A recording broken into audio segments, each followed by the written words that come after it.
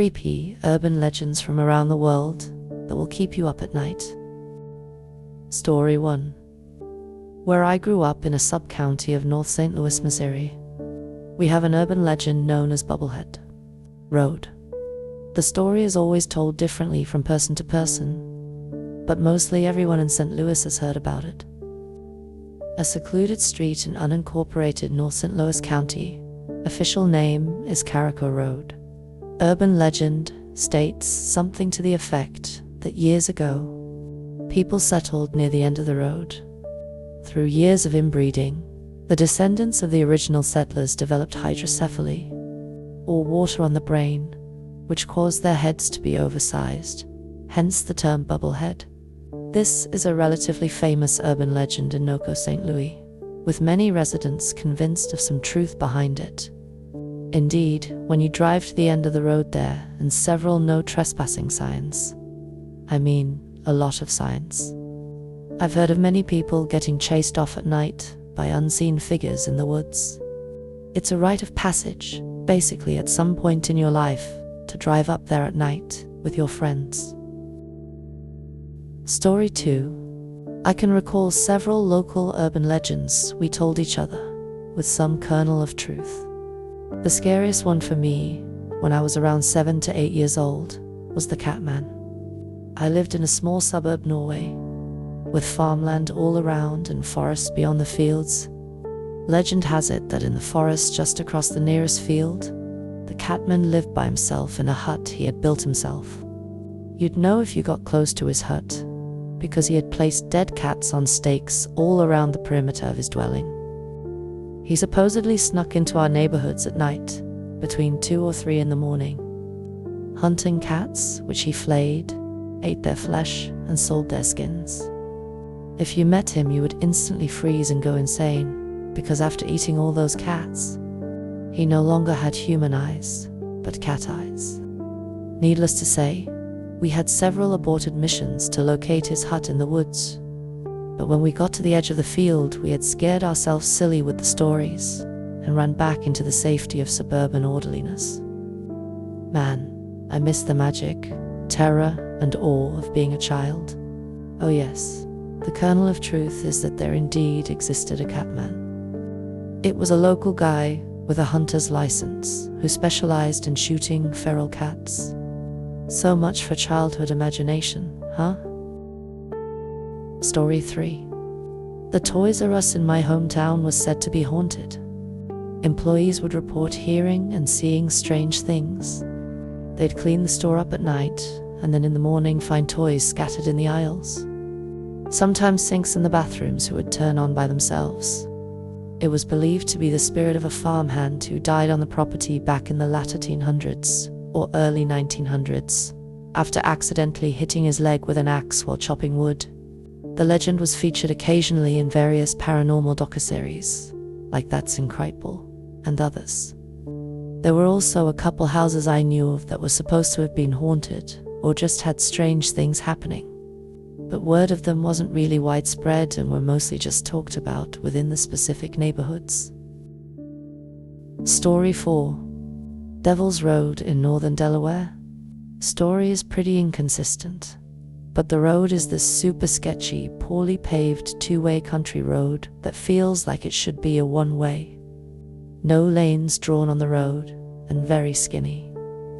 It's located near all these old mansions and big old money neighborhoods, including where the DuPonts live. As kids, we would be told that there's an abandoned mansion on the road where the DuPonts would keep their forgotten and abandoned incest babies. And sometimes they were also cannibal incest babies, lol. But main part of the story is that if you drove that road at night, a big van would come up behind you and tailgate, trying to run you off the road. The story never really specified who would be driving the van, but I heard multiple versions about either a satanic cult, the KKK, or a neo-Nazi cult. All of these versions run by the rich, white, old money residents of the mansions near the road. Really dark urban legend. But there's trees on the road that all grew sideways, and the story was that people were lynched by the cult on the trees. Anyways, all legends aside, I've been to the road quite a few times. It's creepy for sure, as it's in the middle of the woods, and for some reason every time I've been there, it's foggy AAF. Never seen anything supernatural though, just graffiti of pentagrams and 666s and shit like that. Last time I was there, I did see some racist graffiti, KKK, and a few swastikas, which is obviously way scarier than any ghost story or satanic cult lol. Scariest experience I had there was when I was 18 with some friends. We were driving late at night, just having fun when a cop car passed us by. Like I said, super tight road, so we had to pull over and wait for them to pass us. We kept driving and I made a joke, like it would suck if they did a U-turn and followed us. And of course, that's exactly what happened. This cop car sped up to us and rode our ass for literally 5 minutes. The speed limit on this road is 25 miles per hour, but since this cop was right on us, I was going 5 under the whole time. Cop kept getting closer and closer till we couldn't even see the car's headlights anymore. That's how fucking close to our car this cop was. After 5 minutes of this cop trying to get me to speed up by riding my ass, and me just driving the speed limit and even under, the cop puts his sirens on anyway and pulls me over. Both of the cops in the car got out. That's unusual. Never had that happen before.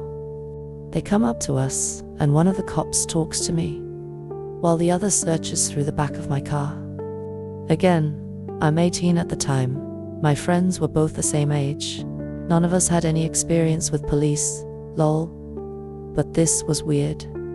The cop talking to me was super sketchy. Shaved head, typical cop look, lol. But no eyebrows. When he asked what we were doing out here, he said it in such a cartoonish way, I'll never forget it. You boys out here for the legends. You should be careful. There's some real danger out in these woods. Very ominous.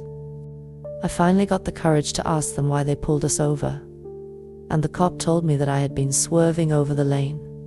I didn't say anything at the time because I was nervous, but as soon as they let us go with a "Be careful out there, boys," I realized how bullshit that was, because A, I know I wasn't swerving, and B, there's no fucking lanes on this road.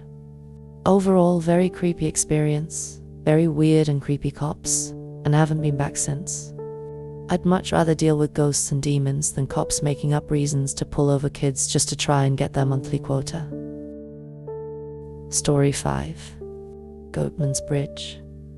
The story is, there was a local black businessman known as the Goatman. I assume he had goats. There was a sign on the bridge that said "This way to the Goatman." This was in the 1930s, and one night Klansmen crossed the bridge in the dark, kidnapped him, and then hung him from the bridge. Now if you cross the bridge at night, without headlights, a half man, half goat will be waiting on the other side. Story 6. Bunnyman Bridge.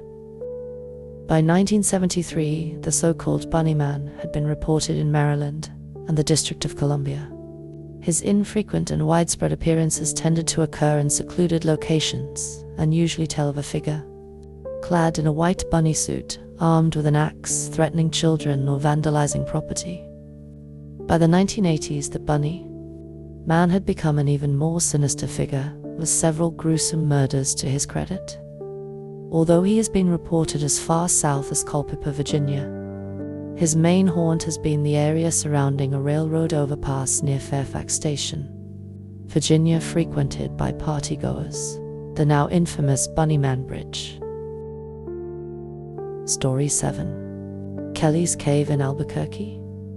There is a large arroyo on the west side of the city named the Calabacillas that runs the entire stretch from the West Mesa to the Rio Grande. It's dry almost all the year long, but in monsoon season it can be very dangerous.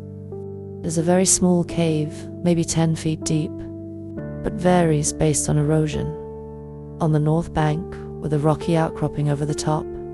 The story I heard in elementary school was a girl named Kelly was exploring it when it collapsed, and she died, with her remains still trapped there. Another story I heard later was a teenage girl in a wheelchair went onto outcropping during heavy rain, where it collapsed and killed her. Both apocryphal, and certainly our own little La Llorona tale to keep us away during monsoons. Scared the shit out of me as a kid though. I never went too close. Story 8. We've got Sensible Tunnel. The legend goes that if you stop your car in the tunnel at midnight and put the keys on the dash, you can hear a baby crying. There are lots of variations of the origin, i.e. the owner of the farmhouse beyond the tunnel killed his family and put their bodies in the tunnel. Another one about a man who robbed the family, took their baby, and then threw it in the flooded tunnel. And probably none of them true, but it's a pretty eerie place. In high school, my friends and I did the keys on the dash at midnight thing one October. As soon as it got quiet, we heard what sounded like a chainsaw startup. Outside the tunnel could have been a weed eater or any small engine tool. My friend who was driving fumbled with the keys, and when he finally got them in the ignition, he hit the gas so hard that the car almost hit the side of the tunnel. I took my daughter there a couple years ago, and it was all tagged up and flooded out. Story 9. The Mothman was absolutely not creepy, but it was absolutely the only interesting thing about Point Pleasant. They installed a statue downtown when I still lived there as a kid, which was definitely not 2003 when the Wikipedia article says it was created. The popular lore when I was a kid was that the Mothman destroyed the bridge, which everyone heard, but there are also some whispers about the Mothman being a Native American spirit, and that the area was cursed because of the Battle of Point Pleasant or something. Personally, I always thought it was cool. I was also none too shocked that Bethesda butchered the town layout in Fallout 76, because apparently they do that with most locations in their games. Story 10. When I was a teen, my group of friends and I would go out to the dances almost every Saturday. We were always told to be careful who we danced with, because it might be the devil. A mysterious stranger appears out of nowhere, a handsome man who can dance extremely well, but pay attention to his feet. They'd be chicken legs or goat hoofs. Once his cover was blown, he'd cause chaos in the salon. He'd cause the salon doors to lock, locking partygoers in, and he'd jump on the hood of the cars, laughing like a mad person. I thought it was funny and a clever way to scare us girls from going to the Bales dances. Story 11. The village I grew up in has a couple. The village is said to be haunted by the spirit of the vicar John Arundel Radford, 1799-1867, who murdered his curate in the 1860s, but was not punished for the crime, as the jury consisted of his parishioners. It is also said that in 1835 he was arrested for the murder of Jonathan May, a farmer from Moreton Hampstead, though the Rev apparently gave a false name to the magistrate. Described as a ruffian, Radford was declared bankrupt in 1840, attacked a turnpike gatekeeper with a knife in 1846, and jailed for a month in 1855 for assaulting the parish constable. When he died, his body was not buried in the church chancel as he requested, but outside the vestry door. His spirit is still said to wander around the village. According to Wikipedia, Radford is also said to be haunted by the spirit of the former Archbishop of Canterbury, Thomas Becket. On the anniversary of his murder, he is said to gallop through the village on horseback on his way to confront Sir William de Tracy of nearby Nemeth Tracy for his part in the brutal murder. Story 12. I currently live in southern New Jersey and very close to the Pine Barrens, so the obvious one is the Jersey Devil. Lots of love for that guy over here. The town that I grew up with had its fair share of ghost stories, since it is quite old for the US at least. One story, which happened to be true, involved a Frenchman who came to my town in the 1800s to work as a farmhand for a local farmer. Living with the local farmer was his wife and an enslaved young woman named Phoebe. Anyways, the French farmhand had a plan that he would rob the place and leave in the middle of the night, only to make his way back to New York City on horseback, and then take a ship back to France so he can be with the woman he loved. Long story short, he was caught, and in a fit of rage, he murdered everyone. The farmer, the enslaved woman, and the farmer's wife with an axe. He was caught, executed on our local green, and his skin was turned into a wallet as a kind of souvenir for folks attending the execution. For years, the building where the murders took place was said to be haunted by the ghost of Phoebe, although I can't remember the exact stories about her. However, in addition to that, the death mask of the killer was displayed in the farmhouse, turned pub restaurant for years, and I remember seeing it. Sadly, the building was torn down, but the legend still remains. They say, also, there was a tiny mall near me called Murder Mall by all of the locals, because apparently there was a serial killer that lurked there and killed some people. In the end, that turned out to be true as well. Story 13. I don't think it was real, but my parents were fucking psychos and loved to scare the shit out of me as a kid. And my mum would take me on walks around my neighborhood and would tell me this story about a house in the neighborhood where a guy killed his whole family and stashed the bodies in the basement. Then, because this guy was having a psychotic breakdown, left the gas burner on and blew himself up. And according to my mum, no one lasts more than a month in the house, 'cause they can always see the guy's ghost watching the street from the window. I'm almost 100% sure it was my mum being a lunatic to her 10-year-old, but there is a chance it could have happened. Story 14. Now, not where I grew up, but where my family are from.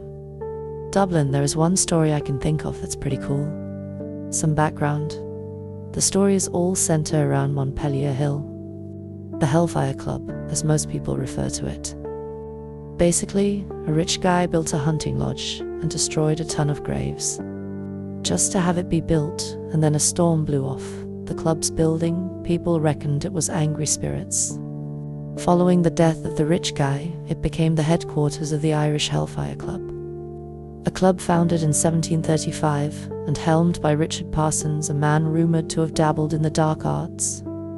They essentially met up around Dublin, drank a lot, and fucked even more, basically having orgies and other non-Christian things.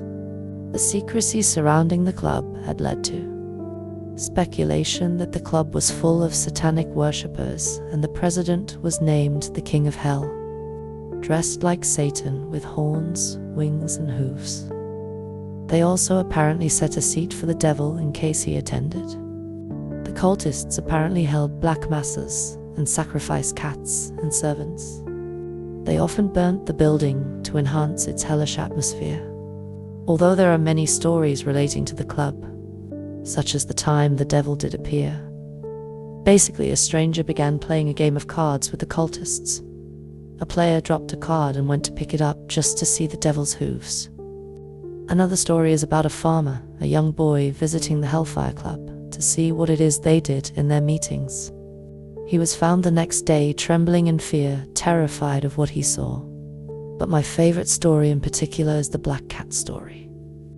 Legend says that a young man, early 20s, was visiting a nearby farmhouse, decided to investigate the club, only to be found dead the next day. The boy's host and priests, believing him to have been murdered, go up to check on these meetings. Upon arrival, they discover a banquet laid out and a black cat prowling the room. However, the cat was far from normal. It was big as a bear, with fur blacker than the night and ears shaped like a bull's horns. Luckily, the priest had some holy water. He performed an exorcism, tearing the demonic creature apart. However, the host is found dead outside, a scratch mark across his face. I wish there was more detail to the stories, but sadly, there isn't. Story 15. As a kid, we had the legend of Cressy Bridge. Supposedly in the 70s, a woman's small children drowned in a little section of the river where migrant workers liked to swim and bathe. She also had an infant as well. People say back then the police refused to help her find their bodies, so she took a little boat out onto the river looking for her children's bodies. She never returned, and some people say that sometimes if you stand on the bridge late at night, you can see a little boat with a light floating in the distance and hear a baby crying. Others say she walks the banks looking for her children, and that if you are up on the bridge you can hear her ask, "Donde están mis bebés?" While there are also claims that you can hear her mournful wails coming off the water. I've experienced more unexplainable shit in my life than I care to admit to, and that no one, or at least most rational people, would ever believe anyways. So I just keep it to myself. 2 people have died in the house I live in, and we have experienced quite a bit of activity here. When my mum died, I had things happening constantly that I could not explain. 2 months after I lost my mum, my aunt, that I was closest with, passed, and it just ramped up from there. But I never tell anyone because I don't think they would believe me, and it doesn't scare me. My niece and brother who live in my mum's house have so many stories at this point. It just doesn't bother them anymore to see her or hear her. And it's only been a year. But she always jokingly said she was going to come back and haunt us. At least she kept that promise. Story 16. I have 2 for you from Deep South TX. Both ghost stories, and both based in actual history. The first is Josefa Chapita Rodriguez, who was the last woman hanged in TX way back in 1863, when TX was a Confederate state. She had a little shack on the banks of the Nueces River near San Patricio, and would provide meals and a cot to passers-by. She and her son were accused of murdering a trader named John Savage with an axe. His body was found stuffed in a burlap sack by the river, as was $600 in gold. They were indicted on circumstantial evidence, and although she maintained her innocence, she refused to testify, possibly to protect her son. And ultimately she was found guilty and sentenced to hang, despite the jury recommending mercy. She was hanged and buried in an unmarked grave, and supposedly haunts San Patricio, itself mostly a ghost town now, with a noose around her neck wailing in the scrub or from the river. There's a shrine to her back in the mesquite brush, but you really have to know where to look. The second is El Muerto, a headless horseman just a little further to the west. In the years that TX was an independent country, the actual location of the southern border was in dispute with the Republic of TX, claiming the modern border of Rio Grande in Mexico, claiming the Nueces River. The area between the rivers was lawless and largely unpatrolled by either side, but it was still cattle country and home to some early cattle barons, but also bandits and thieves that preyed on their livestock and horses. Following a raid on some horses, owned by former TX Ranger Cree Taylor, the decision was made to send a message in Taylor, along with some other rangers, including the legendary Bigfoot Wallace, pursued and ultimately caught up with the bandit. They shot him in the scrub, decapitated him, and then secured him upright on his horse with the head slung from the saddle horn, and they turned the horse loose. Stories and sightings of the headless horseman soon became commonplace. Ultimately, the remains were found, by that point riddled with bullet holes and arrows, and the bandit was buried in an unmarked grave near Ben Bolt, TX. Sightings didn't end, however, and the stories persisted for another 100+ years, up until at least the late 1960s. There's some other fun western stories from my area too. Bandits, vigilantes, murders, and ghost towns. Those two fit the question the best though. Story 17. I live in Newfoundland and Labrador, Canada. Growing up, whenever myself and my brother would play in or around the woods or forest, my mum would always tell us to keep bread in our socks to prevent the fairies from taking us away. We learned that the fairies in our woods were not like ones you saw on film. They were more like mischievous spirits who delighted in taking children and getting people lost in the woods intentionally. Many older folks maintain that when kids especially would disappear in the woods, it was the work of the fairy folk. I know it really sounds silly when you hear it, as did to us when we were kids. But many of the adults, along with my mother, who would tell us these stories, took it very seriously. My mother did not grow up near the ocean. She grew up in an area along a hillside with forest all around her, so these stories seem a little bit more fitting. However, we heard similar tales from our family who grew up in rural outport communities, including one that was an island that actually had almost 0 trees on it. Story 18. Not my hometown, but near enough. Eureka College in Illinois has a building that's supposedly haunted. My parents sent me on church camp there, which kinda sucked. But one thing they told us campers was about the ghost of a little girl. One old building was once a home, and a young girl died there of disease. The family later helped the college or donated money or something, and the old home became part of the college. In tribute, a painting of the girl was hung there. Years later, a fire broke out and the building was damaged. The painting survived somehow, but people say it was subtly changed. The girl used to be depicted with her hands folded in her lap. Now, one hand is pointing down toward the fireplace where the fire started. The counselors had all the campers file through the building to see the portrait. While I was there, one girl started screaming and crying. Apparently she thought she saw something move, either in the painting or in the building. Anyway, that's my little ghost story. Story 19. The area I lived in as a kid is near St. Louis, but has quite a few local legends. Of note, there's the Blackwell Cemetery that has tons of ghost hunters visit it every year, claiming it's one of the most haunted cemeteries in the state, on par with Jefferson Barracks. And quite a few of the headstones have pentagrams on them, because there's a Masonic lodge in Blackwell.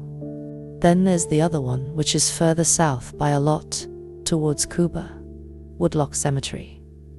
It's significantly creepier than Blackwell is, located out in the woods and mostly overgrown now. The headstones are laid out in a circle and at least one of them also has a pentagram on it. There's also a natural spring water well near the entrance. People tell all kinds of stories about this place, usually that it's the graveyard of a coven of witches. It's so infamous in the area that the local historical society has set up security measures around the place, and even posted a sign at the road saying the place isn't haunted and basically asking anyone going there to kindly piss off or they'll call the cops. An ex-girlfriend of mine and one of her friends went exploring there at night once and called it traumatizing. The friend apparently peered into the spring well with their flashlight and cell phone. This was pre-2010. Camera phones sucked, screamed, threw their phone into the well and took off for the car, demanding they leave immediately. My ex was already frightened and always said she heard noises in the woods and felt like she was being watched, so she complied. But the friend wouldn't even talk about it. Apparently they would only say it moved like a spider. I'm never going back there again. Story 20. Mine is kinda weird because I know of nobody who has ever heard of it hurting anybody, but the name suggests it would. Also, because I've seen it myself. We call the location Axe Murderer Park. There is this park near where I grew up that is pretty dark, especially considering the area around it is very well lit. I thought I had gotten a look at a weird angle. It couldn't be a man dragging an axe at the edge of the park. Then I saw him again. Yes, that's a guy walking around with an axe. I found out later that I wasn't the only person who had seen this guy. I want to be clear here. There is no rational reason for a guy to be there with an axe late at night. This isn't some national forest or campgrounds.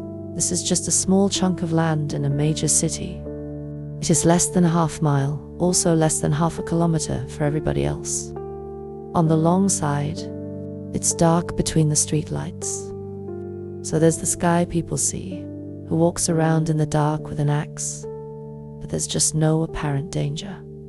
He doesn't cut down trees, nobody has been hurt there, he hasn't buried a body, and even if he did, it would be really obvious if he dug anywhere. Plus, where's the shovel? closing parentheses, ... Even knowing about him, people go in late at night to try to see him. That is all for today. If you have enjoyed this video, do you like and subscribe? I post once a week or more. You can also subscribe to my Patreon below to support me. Hope you have an absolutely amazing day, and hope you will check my other videos on screen.